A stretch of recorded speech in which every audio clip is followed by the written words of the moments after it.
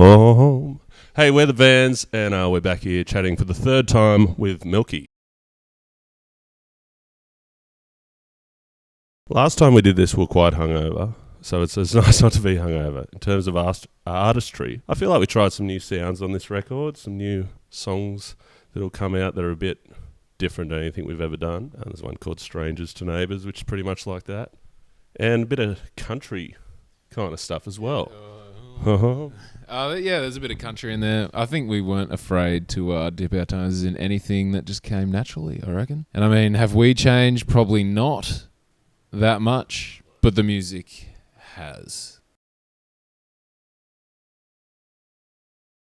Well, we always write about similar kind of thing, like love, life, losing stuff, gaining stuff, hanging out, bloody all that's in my head, eh? All that's going on in here. What do you reckon about your lyrics? Yeah, look, it's very, I don't know, it's hard to explain. Just writing about real shit. That's about it, really. I feel we just weren't pressured by anything or anyone to achieve a certain goal. We just wanted to achieve our own goals of just being a bit different and do what feels, I don't know, it's hard to explain, but I think just being ourselves more than ever has kind of got us the album that we made. And I don't think we thought too much about what, the record should or would sound like. It's more just a process of playing music together, really.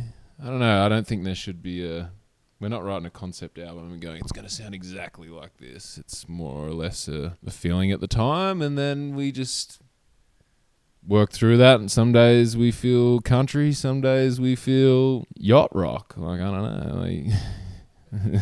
There is no yacht rock on the album. Yeah. But it will come. Yeah, I don't think we ever set out to design an album. And we never write songs like, oh, this song will then complement that song and stuff. It's just whatever happens, kind of. But obviously, if it sounds bad, we go, we should try that again. A different way. Yeah, I think to answer the question of a bit more conventionally, it's like maybe one rule we did was we didn't jump to what we always did when it sounded bad, when we were trying to workshop stuff. We've tried that before, so let's not do that this time, which kind of got us to where it is now, on top of everything else they said. I mean, back then, I feel like we weren't really thinking about any aspect of it at all. We were very, green to it and still figuring out who we were as people. Myself and the other lads may, understand ourselves a little bit better, which makes, when it comes to writing, a little bit easier, more natural, and just in terms of like sharing ideas, and I feel like we understand each other better than ever.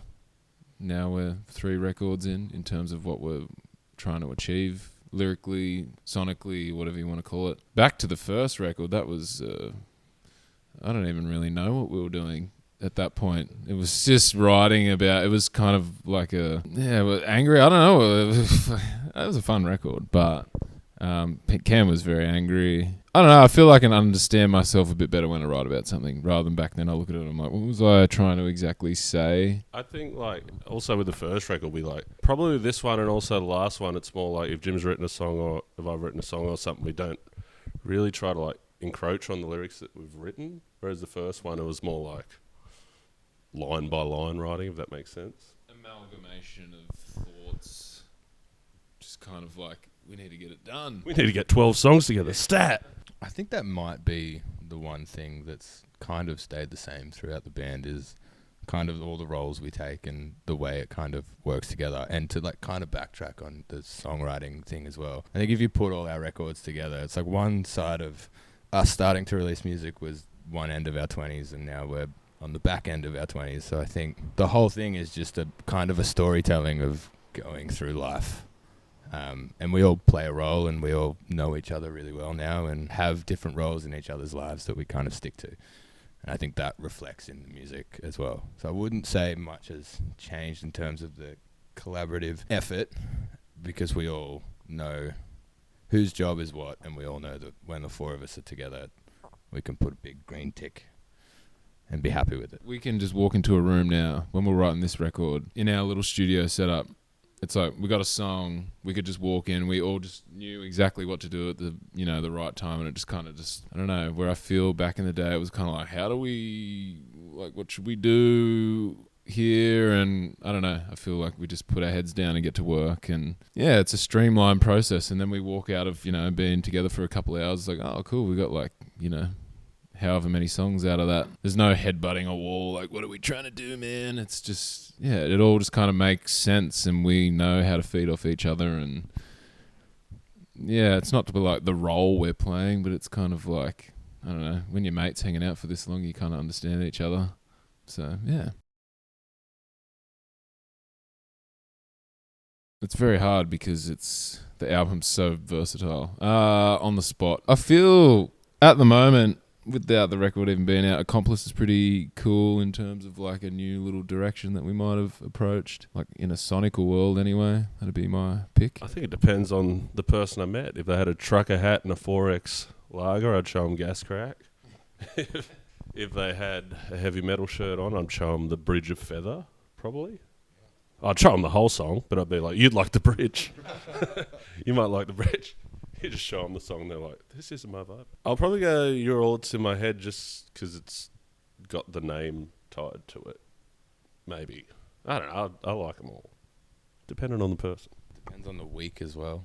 Like I've what mood I'm in depends on which song I'm enjoying on the record. But I think Strangers to Neighbours I would show.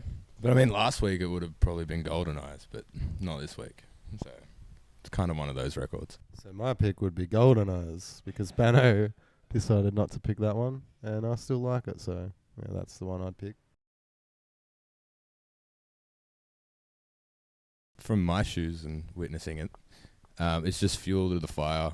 Kind of keeps reminding us that like what we've decided to do with our lives and be in this band is what we wanted to do and what's right, and it just keeps, keeping that fire alive to keep going and keep wanting to play shows and looking forward to the next time kind of thing and making next time come quicker kind of thing. That's my perspective of it. With the Kooks and the Wombat stuff as well, it's just, first of all, they're legends. Like the Kooks guys, we were like, oh, I wonder if we'll get to meet them. And then the first night we played, they're like, where are we going after the gig? And we're like, wherever you want, man. So we went to this place that you thought the door was a bookcase, but it was a door. Anyway, but it's cool to play like bigger crowds and stuff and be like, oh yeah, this feels good. It feels like something.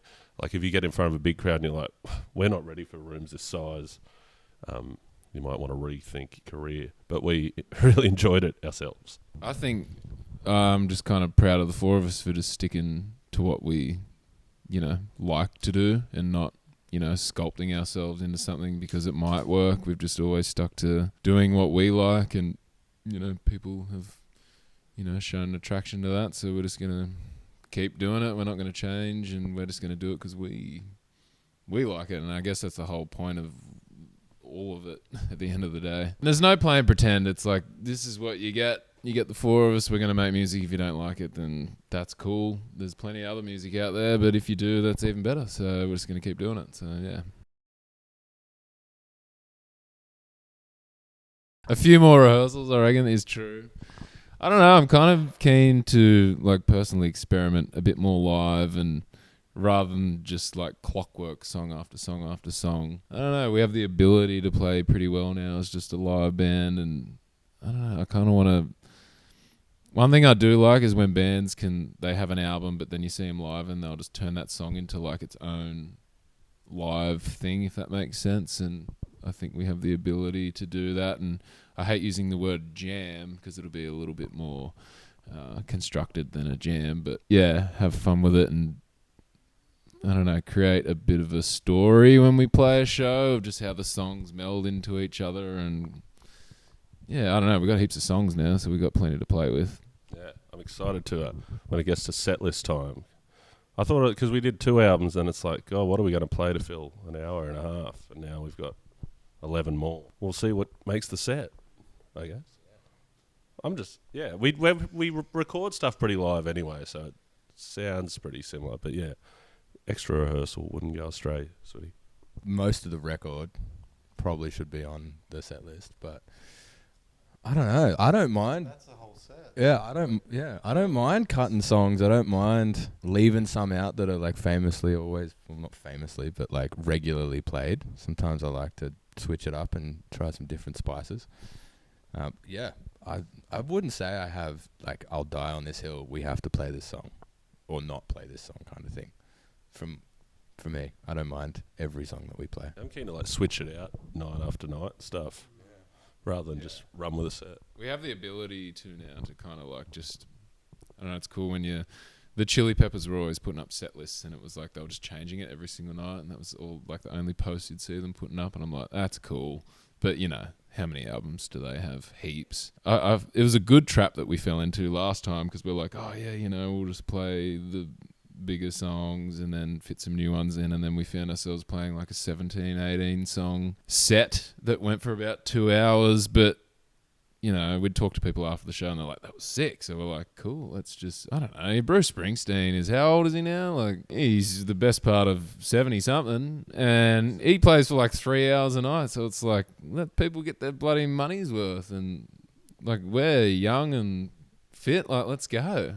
Well, I don't know about this playing for just an hour. Yeah, bit longer, I reckon. I think we'll do an hour 15 tonight. Actually, you're right though. Like when you're on stage, you don't really want to get off. Once you're up there, it's pretty fun. I don't know. An hour just feels like such a short amount of time. Like, we spend so much time writing and recording these songs. It's like, let's play them.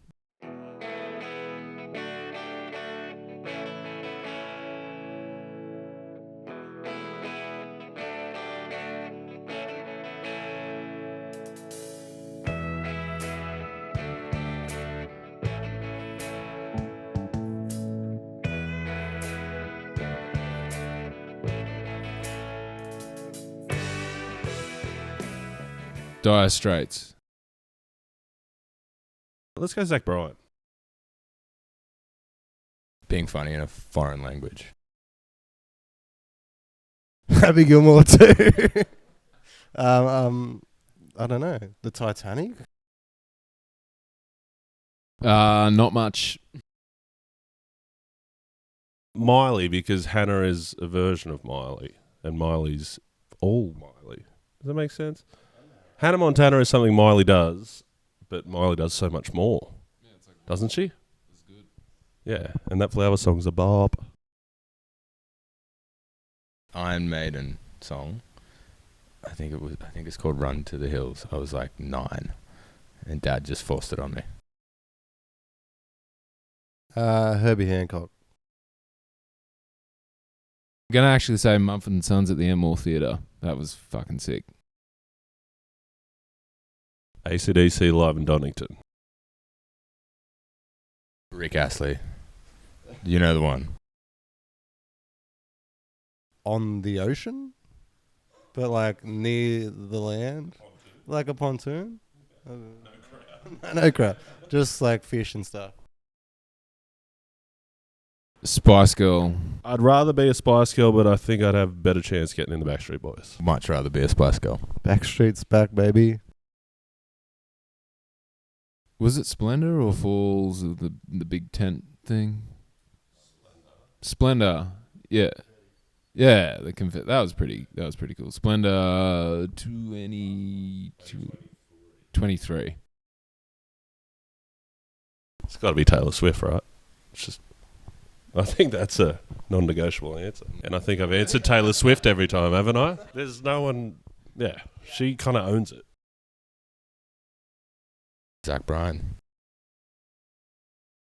It shouldn't be Stairway to Heaven, but it makes sense that it would be. I don't know. Probably an Akadaka song. Probably Back in Black for some reason, out of all of them.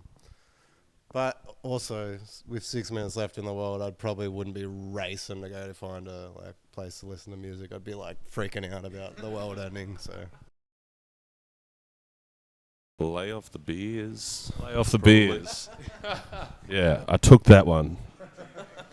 I took it. I took that advice. Everyone else has a beer. Keep going to the gym because you need to stay fit Yeah, to you're stay doing on that. tour. I am doing that. Yeah. I don't know what I'm doing. Yeah, I think that's what I'd say. Nothing special. Keep going. Yeah, I've got one, keep it yeah. real. Save some money if you can. My past self doesn't need any advice. He's on the right track. I'd just say enjoy now. Yeah. To look back and just be like, enjoy now, don't worry about anything else. Like, if you can't enjoy What now, a fucking what can you loser. enjoy? I would say come up with a better answer for this question next time we get asked it. Yeah. A Man's Search for Meaning by Viktor Frankl. Effortless Mastery. I don't know who the author was, but I remember reading it in uni. It was really good. Something for self-sufficiency. It's a really big book, but it's all about just being self-sufficient. It's very cool. I'm not a big book guy, but if I had one in mind that I wanted to say, I'd say The Hungry Caterpillar. I really like that one. Better than The Rainbow Fish.